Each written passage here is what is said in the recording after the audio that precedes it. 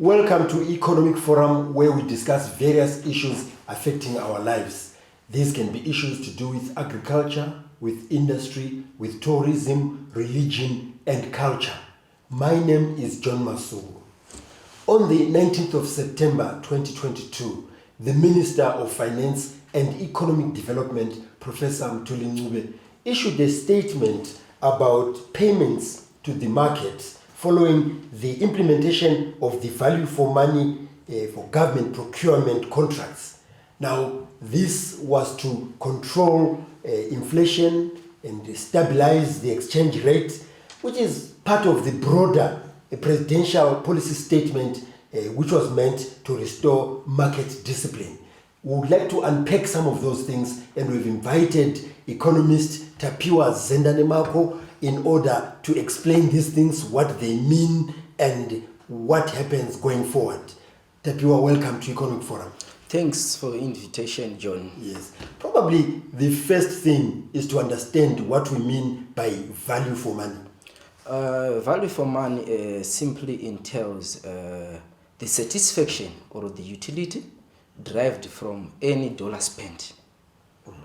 You know that the government raises revenue from taxes, and the same revenue it raises, it spends it in financing different projects, as well as the purchase of different goods and services in the economy. So by value for money, we're simply saying the taxpayers or all the stakeholders must enjoy or must be satisfied with every purchase made by the government on their behalf. Now, this statement, which was issued by the minister, was actually following on another one, the one that was more specific, issued on the 18th of August. Maybe you can take us through the contents of the first statement that was talking about value for money, the next one being for the implementation purposes, so that we put everything into context.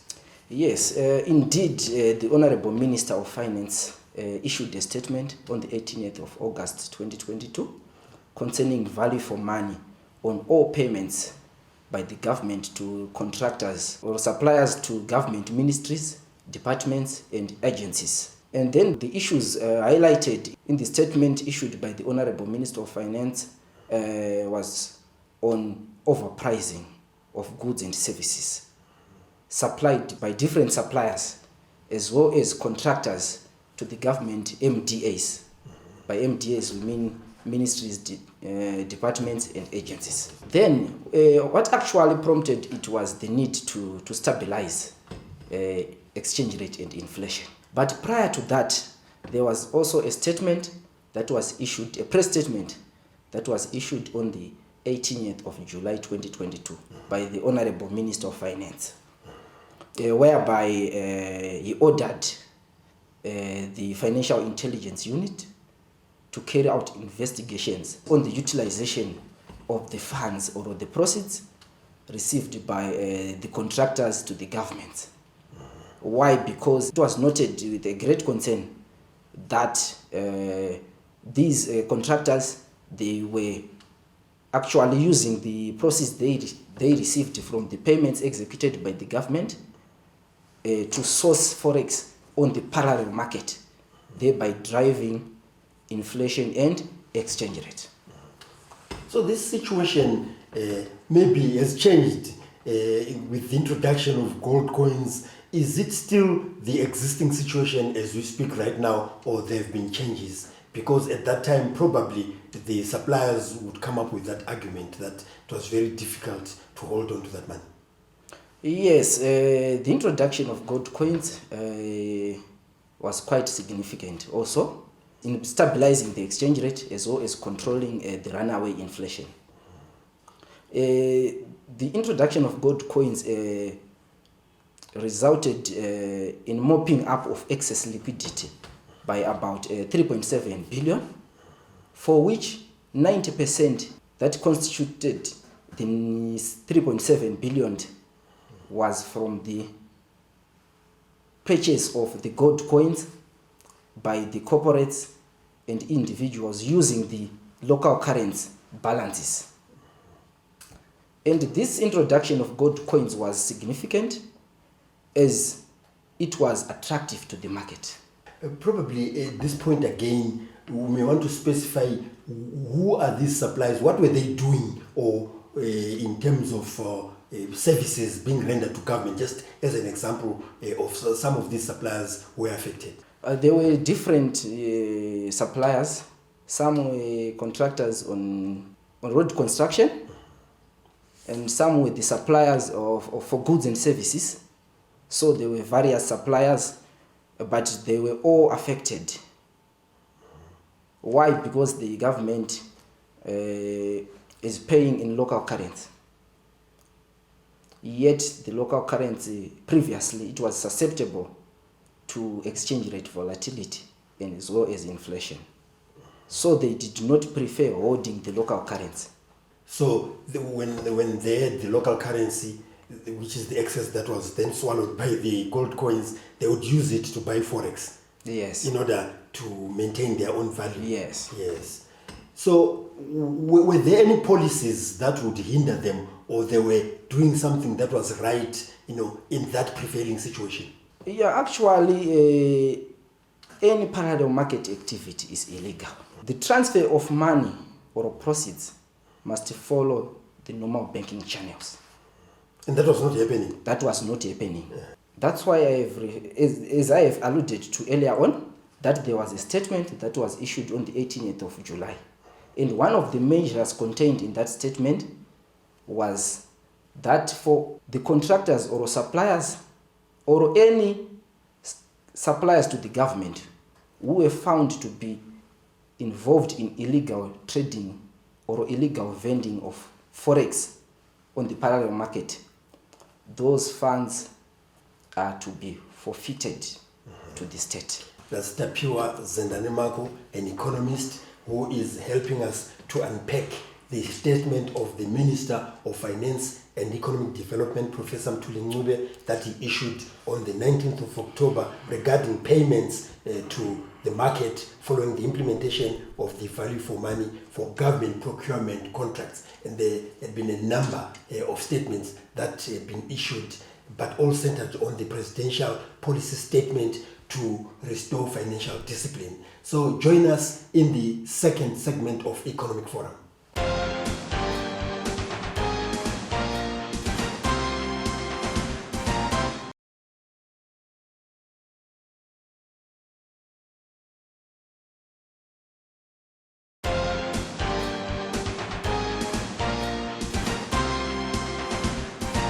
We are now in the second segment of Economic Forum, where we are discussing the statement of the 19th of September 2022 on the payments for the market following the implementation of the value for money for government procurement contracts. And we're unpacking that in order to understand what had taken place and why government was concerned and why these statements were being issued. And we have an economist in the studio, that's Tapiwa Zendanimako, who is unpacking this and other statements that were being issued by government, all towards the control of the exchange rate and runaway inflation. So Tapiwa, then this affected, the pricing system. Maybe you want to say something about the pricing system within that situation of the value for money. Yes, actually what has been happening, or what is still happening, is that the suppliers or the contractors to the government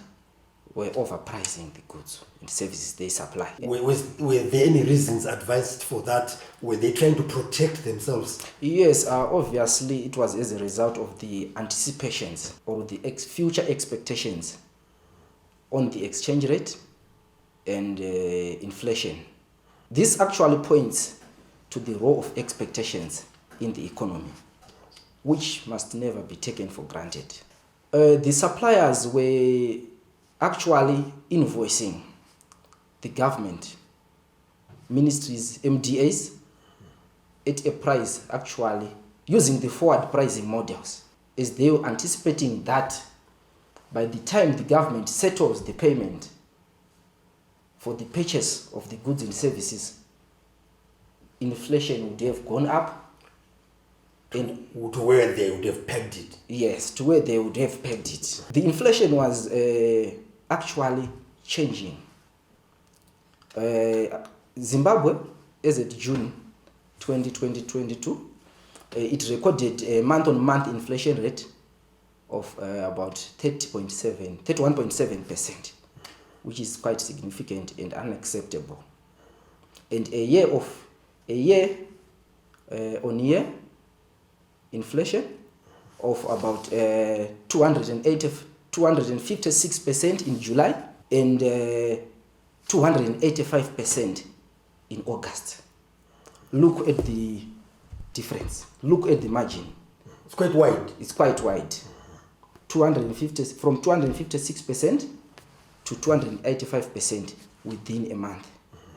In all this, Tapiwa, where is the consumer? How are you and I being affected with all these things that are happening at that level between the contractors and government? How did it affect the ordinary person?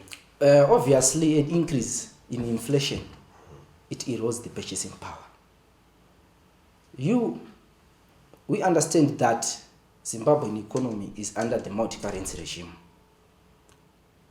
And most of the consumers, they are civil servants.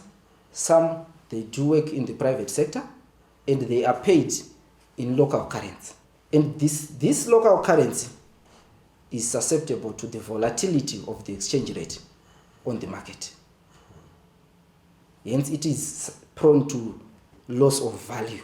Therefore, since these contractors were the illegal trading on currency by these contractors was actually driving and fueling up inflation, obviously the consumers are affected. And they found it very difficult to buy basic commodities and services.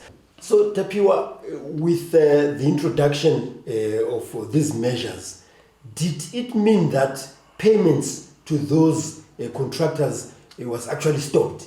The payments were not stopped, but it's only that the compliant payments, the payments that were in compliant or that were satisfying the value for money criteria, were the only payments that the government did execute and is still executing. But the government did suspend all payments deemed to be inflated. And how was that done? Since they were not going through an audit at that particular time, is it what you refer to as the work of the Financial Intelligence Unit? Is this what it uncovered and then came up with these measures? These payments were validated, and the validation was done by the Central Internal Audit and the Expenditure Management Unit. These two departments or units were given a mandate to validate all the payments before they are executed.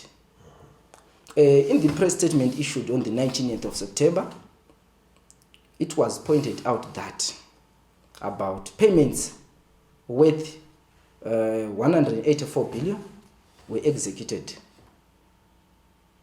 starting August to mid-September. So the government did not stop paying contractors. It honored the obligations to pay the contractors. Yeah. Well, Tapiwa, will continue with our discussion, and we're going to be looking at what then the measures meant in terms of the law. Were there not issues to do with litigation and other things since contracts had already been signed? So that's what we're going to discuss with Tapiwa Sendanimako in the third and final segment of the Economic Forum. So join us then.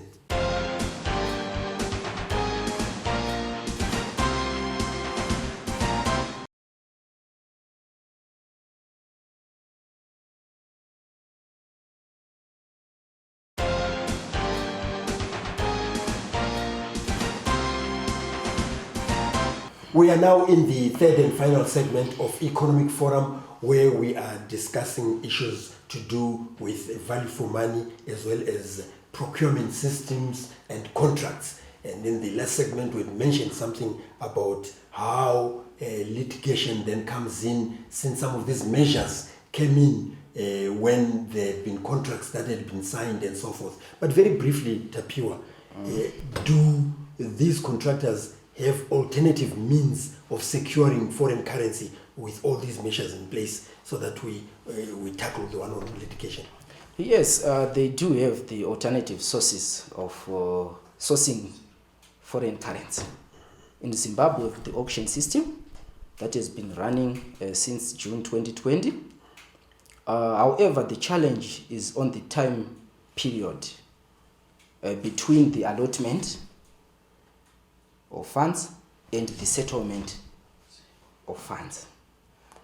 By allotment, I mean that a supplier or a contractor, he participates on the auction market and is allotted with the funds, the forex. However, the allotment by the central bank is not done instantly. So by the time this settlement is done, the suppliers or the contractors of the government would have been affected in their business operations. Why? Because they were paid in Zimbabwean dollars. Some were paid in Zimbabwean dollars, but they do purchase raw materials in forex. Hence, it was forcing them to go and source for the forex on the parallel market. So let's go back to the issue of litigation when this bombshell was just dropped like that and contracts had been signed, there were expectations and so forth. There are issues of litigation, and even government answered those questions at the end of the press statement. What was the response from the minister? Yeah, the response was on suspending of all payments for which the government noted that there was the prices were determined by the forward parallel market exchange rates. So the only option was to stop paying those suppliers or contractors. And government also did address the issue of why it took long to come up with these measures. What is it that government put across? Actually, it was discovered later. The PRAS, the Procurement Regulatory Authority of Zimbabwe, did not observe this. Only the procurement rules were followed. A supplier submits or participates in a government tender, and the tender is awarded on the basis that it has passed the competitive bidding process. But there was no due diligence exercised before the payments are made. So were the officials running all these things within government and departments, were they at fault, or these were situations that were not under their control? These were situations which are under their control. If you may be aware that from the audit report said to have been issued out by the audit unit, there are some government officials who are going to be punished. And these are the government officials who were found to be part of the fraudulent activities. But was it easy to identify them, considering that there were also some foreign currency constraints? Yeah, but if you look at the tender that went viral, dated 14 September 2022, for laptops and desktops, These items were priced in US dollars, but the same were charged exorbitantly higher prices. Imagine a laptop would go for 9,000 US dollars. So where do we go from here? What, where are we with regards, is government happy that things are back in order and that we won't have a repeat of some of this overpricing and disrespect of the systems? Yes, if you look at the measures are quite robust and significant in addressing the issues that have been bedeviling economic recovery recently due to the speculative behavior by the suppliers and contractors to the government MDAs. But if you look at the measures, at what the measures have addressed, the measures have gone a milestone in addressing the issue to do with the volatility of the exchange rate, as well as to control the runaway inflation. So what is your overall impression as an economist? My overall impression is that the measures contained are quite significant and robust. However, the measures seem to be focusing on pricing issues rather than quality issues. Hence, there is need for much to be done in addressing the quality issues, which is one of the important criteria concerning value for money. Well, Tapiwa Zendanimako, would like to thank you very much for coming onto Economic Forum, and today we were unpacking the statement that was to do with value for money in government procurement contracts, so that government manages to significantly stabilize exchange rates and control inflation. All these measures that have been issued by government are in line with the presidential policy statement meant to restore market discipline. So if you'd like to get in touch with us on Economic Forum, you can do so on the numbers that are showing on your screen. You can also contact us on the social media platforms that you are also seeing on your screen. If you miss some of the episodes of the program, you can view them on our YouTube channel, which is Economic Forum Zimbabwe. So on behalf of Tapiwa Zendanimako and the production crew, this is John Masugu wishing you happy viewing.